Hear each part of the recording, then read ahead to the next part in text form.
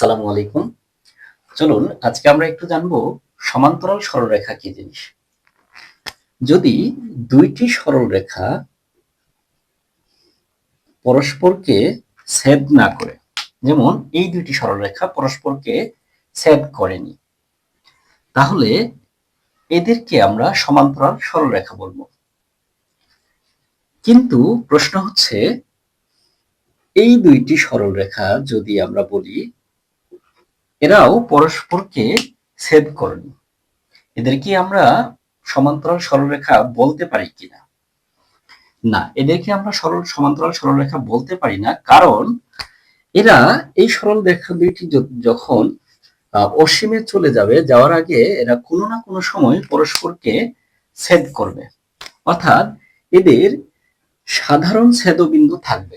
সেই জন্য আমরা এদেরকে সমান্তরাল সরলরেখা বলতে পারবো না।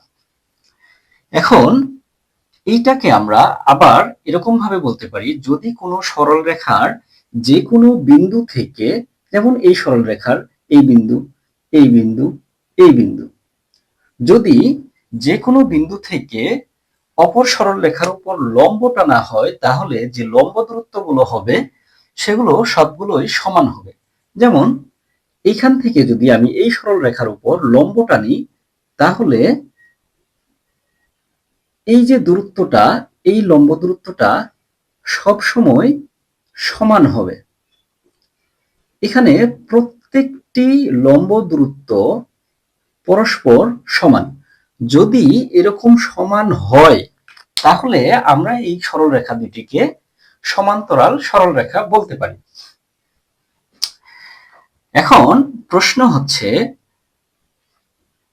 তার আগে আমরা একটু জেনে নেই যে সমান্তরাল সরলরেখা কাকে বলবো। যদি আমি সংজ্ঞা দিই, তাহলে এরকম বলতে পারি যে একই সমতলে যদি দুইটি সরলরেখা কোনো সাধারণ ছেদবিন্দু না থাকে এবং এদের যে কোনো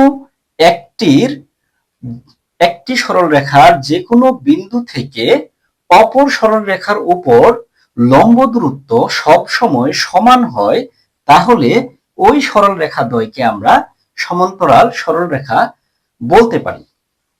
আমি আপনাদের জন্য একটি কুইজ রেখে যাব, সেটি হচ্ছে, একটি সরল রেখার উপরস্থ কোনো বিন্দু নয় এরকম একটি বিন্দুর উপর দিয়ে ওই রেখার কয়টি সমান্তরাল সরল রেখা আঁকা যাবে। অর্থাৎ এই সরল রেখার উপর কোনো বিন্দু নয় এরকম একটি বিন্দু, যেমন এইটা কিংবা এইটা, এই বিন্দু দিয়ে এই সরল রেখার কয়টি সমান্তরাল সরলরেখা আঁকা যাবে? আপনারা কমেন্টস করে জানিয়ে দিন।